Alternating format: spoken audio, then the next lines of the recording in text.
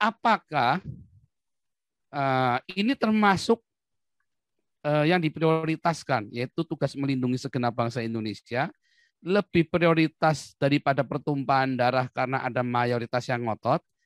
Apakah mereka yang merubah itu adalah negarawan? Oh tidak, karena dia tidak punya standar. Kenapa? Dia menggunakan paradigma orang luar, bukan karakter nasional keindonesiaan. Kalau misalnya nih ada orang kayak saya nih dianggap menghina, padahal saya mengatakan kebenaran, tidak ada hinaan sama sekali, saya mengatakan kebenaran, tetapi saya harus diamankan. Kebenaran pun yang Pak Paul sampaikan, ya, itu kan harus melihat. Kemarin saya bilang apa? Anda bebas nggak bermanuver? Kalau Anda bebas bermanuver di luar negara kesatuan Republik Indonesia, ya disitulah kekuatan Anda untuk menyampaikan kebenaran. Tapi kalau Anda di Indonesia, udah selesai. Besok pagi mungkin udah dipenggal. Sebaiknya Anda simak isi video ini sampai selesai supaya tidak gagal paham sebelum Anda komentar. Dan jangan lupa subscribe bagi Anda yang belum subscribe. Karena subscribe di sini gratis guys. Dan bagikan link reaksi Nusantara ke media sosial lainnya supaya teman Anda bisa berbagi pengalaman bersama kita di reaksi Nusantara. Terima kasih dan selamat menyimak. Jadi begini Pak Jenderal, kalau ada tugas, ini kasusnya GKI Yasmin ini kan, melindungi segenap bangsa Indonesia, melindungi seluruh tumpah darah Indonesia, memajukan kesejahteraan umum. Sebentar, saya kira cuma nomor 1 dan 2 saja nih. GKI Yasmin ini kan alasannya kan untuk melindungi segenap bangsa Indonesia dari pertumpahan darah. Supaya jangan ada pertumpahan darah kan. Makanya konstitusi itu bisa dilanggar, bisa tidak dilakukan menurut si Bima Arya dan Albertus Pati karena ada kesepakatan damai dan versi dari lawyer-lawyer pun memang secara hukum saya juga tahu ya bahwa itu bisa ke konstitusi keputusan inkrah itu bisa karena itu bukan delik bukan pidana ya, bukan pidana tetapi itu kan petetun. Jadi banyak perdata ya. Nah, itu bisa didamaikan tanpa tidak harus dijalankan kalau ada perdamaian kedua belah pihak yang bersengketa. Nah, memang tujuannya adalah untuk melindungi segenap bangsa Indonesia agar jangan terjadi pertumpahan darah. Tetapi kan kita tahu bahwa pada kenyataannya perdamaian itu kan tidak damai, tetapi ada tekanan sehingga yang minoritas dipaksa mengalah untuk damai daripada pertumpahan darah. Maka itu berarti ada penekanan, ada operation, ada tekanan dari pihak mayoritas kepada pemerintah daerah dan kepada yang minoritas sehingga mau nggak mau kudu damai. Nah, apakah ini termasuk yang diprioritaskan, yaitu tugas melindungi segenap bangsa Indonesia, lebih prioritas daripada pertumpahan darah karena ada mayoritas yang ngotot, atau lebih baik kita melindungi segenap bangsa Indonesia karena dia minoritas ya harus kita lindungi supaya hak-haknya dia ya sesuai dengan konstitusinya tanpa ada pendiskriminasi terhadap konstitusi itu. Mudah-mudahan pertanyaannya cukup jelas. Saya bingung cara menjelaskannya, cara bertanyanya karena ini memang sulit sekali Pak Jenderal. Nah, yang kedua, pada kenyataannya dalam kasusnya HKBP dan GKI HKBP Philadelphia di Bekasi dan GKI Yasmin ini kan memang itu sudah kasat mata, memang ada tekanan dari massa untuk tidak mungkin nggak mau ada gereja deh. Dan ini nggak cuma kasusnya ini nggak cuma HKBP Philadelphia dan GKI Yasmin, karena mereka pun mentarget kepada gereja-gereja lain. Itu ditarget semua, termasuk yang ada di Jambi, 3 gereja yang ditutup. Yang IMB-nya dibekukan, dibatalkan karena orang Kristen sendiri. Nah, kalau menurut Yosua Tewu kan, tetapi dalam pengamatan saya memang ada itu selalu ada. Bahkan kami pun dulu mengalami ya waktu saya di Betani dulu, wah gereja-gereja lain itu lapor polisi supaya Betani itu jangan berdiri. Itu memang ada kasus-kasus seperti itu.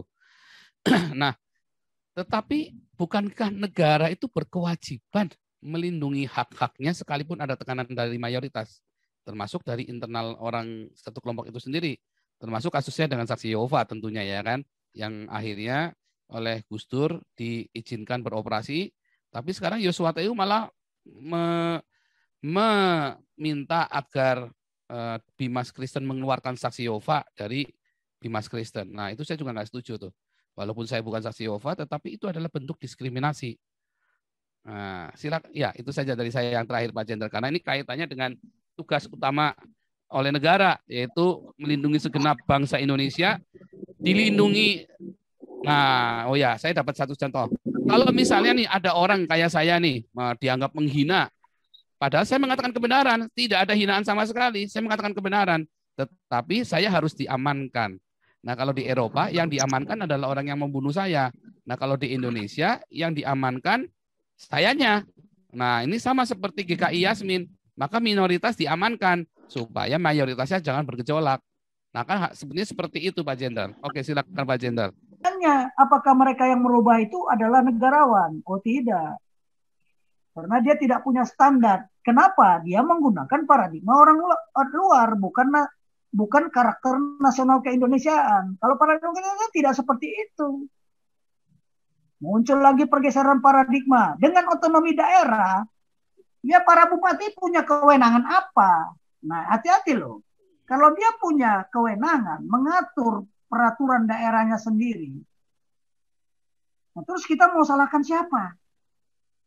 Nah, hanya kalau tidak salah ada 5 yang tidak boleh. Ya, pertama, pemerintah daerah tidak boleh punya tentara, tidak boleh punya polisi, ya, tidak boleh mengatur tentara, polisi, kejaksaan, keadilan, dan satu lagi kalau nggak salah keuangan. Jadi pemerintah daerah tidak boleh mencetak uang, kan? Nah, sekarang pertanyaan kita, seperti mengatur gereja apa segala macam ini, itu dia punya hak nggak untuk membatalkan? Ini konflik paradigma namanya. Dan hubungan, ya saya beritahu aja, residu paradigma sejak Indonesia merdeka, yang namanya hubungan antara pusat dengan daerah, itu nggak pernah harmonis. Nggak pernah harmonis. Apalagi ketika apa? Ketika terjadi pergeseran paradigma otonomi daerah, bupati nggak tunduk sama gubernur nggak tunduk sama presiden. Dan terjadi konflik kepentingan di daerah sama konflik kepentingan di pusat. Ini apa? Memang ini disengaja. Siapa yang mendesain ini?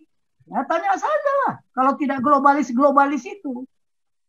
John Naisbitt yang pernah mengatakan, apa kata dia? Ya, globalisasi tidak datang dengan sang pengatur, tapi datang dengan aturan. Negara kita ini gampang diobok-obok dengan aturan. Wah, paling senang, apalagi DPR itu paling suka dia dengan aturan undang-undang. Entah berapa saja undang-undang diciptakan, bikin orang berkelahi. Coba dengan Cina. Apa seenaknya? Oh, enggak. Xi Jinping itu presiden nggak? Presiden. Negaranya republik nggak? Republik. Tapi paradigmanya beda. Xi Jinping negarawan nggak? Nah, itu tadi lah. Makanya kita ini butuh negarawan. Negarawan ini yang bisa, negarawan yang memiliki semangat persatuan dan kesatuan. Satu karakter kita ini. Itu apa karakternya? Ya tidak lain. Pancasila dan Undang-Undang Dasar 45. Itu aja lah. Tidak ada ideologi lain di negara ini kecuali Pancasila. Tidak ada konstitusi lain di negara ini kalau bukan konstitusi Undang-Undang Dasar 45. Tapi Undang-Undang Dasar 45 juga udah diobok-obok. Nanti kita bongkar ya. Banyak yang salah di amandemen itu karena tidak standar. Karena itu banyak kepentingan di sana. Ya nantilah kita buka. Makanya negarawankah mereka? Itu yang kita tanyakan ya. Nah, tadi Pak Paul, saya kira masalah ini tergantung kepada paradigma. Nah, sekarang kan bilang, ya, tergantung kepada para pemimpin negarawan yang ada di sana. Didorong oleh keinginan luhur dan dalam suasana kebatinan. Oke lah, kalau memang damai, mengerti nggak mereka itu apa damai? Pengertian damai dari perspektif militer, ya, tidak ada yang kalah dan tidak ada yang menang.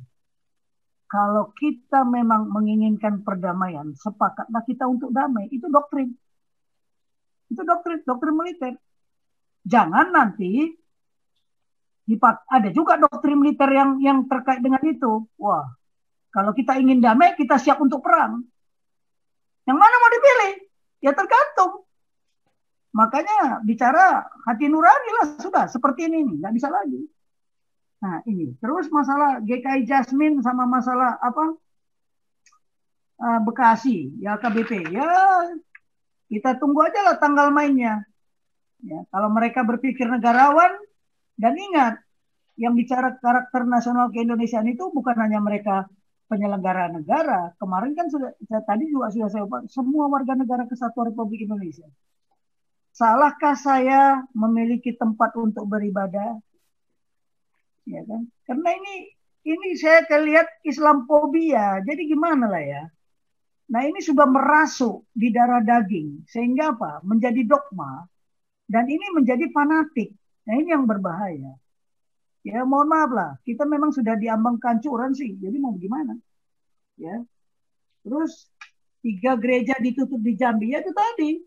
Ya bagaimana? Nah sekarang Pak Paul bilang. Kalau saya mengatakan kebenaran, saya bisa dihukum nggak? Tergantung paradigma lagi. Kebenaran pun yang Pak Paul sampaikan, ya, itu kan harus melihat. Kemarin saya bilang apa? Anda bebas nggak bermanuver? Kalau Anda bebas bermanuver di luar negara kesatuan Republik Indonesia, ya disitulah kekuatan Anda untuk menyampaikan kebenaran. Tapi kalau Anda di Indonesia, udah selesai. Besok pagi mungkin udah dipenggal. Ya kan, itu masalahnya kekuatan. Makanya kan saya bilang, kenalilah kekuatan ya kita, kenalilah kekuatan lawan. Nah, kekuatan lawan ada di mana? Di wilayah. Di wilayah mereka bisa bebas bermanuver.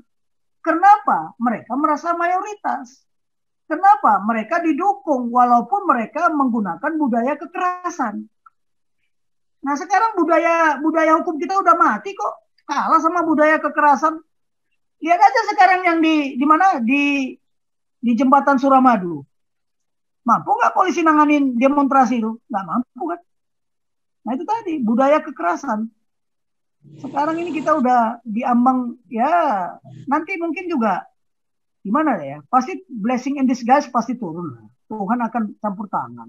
Masa dia biarkan? Ya Tuhan campur tangan lah. Ya kan sudahlah, percayakan aja kepada Tuhan. Ya, nah jadi gimana lah? Kita ini, ya kalau saya bilang, ya kita terlalu banyak kredit lah. Kredit apa? Kredit karakter. Ya, debit atau kredit ya? Kalau utang lah, kita ini berutang karakter. Debit. Kepada siapa?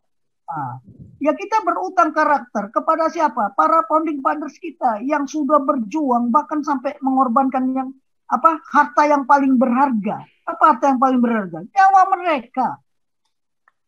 Untuk melanjutkan kemerdekaan, untuk mengisi kemerdekaan, melanjutkan perjuangan mereka aja kita nggak mampu kok. Kita ini hidup dari mana cobalah? Hasil ideologi, ya atau hasil apa? Hasil kekayaan sumber daya aja yang dikuru habis-habisan. Nanti kalau kekayaan kita ini sudah habis, nggak tahu lagi mau berbuat apa. Nah, tadi kata Pak Tambah, ideologi itu gimana? Oke.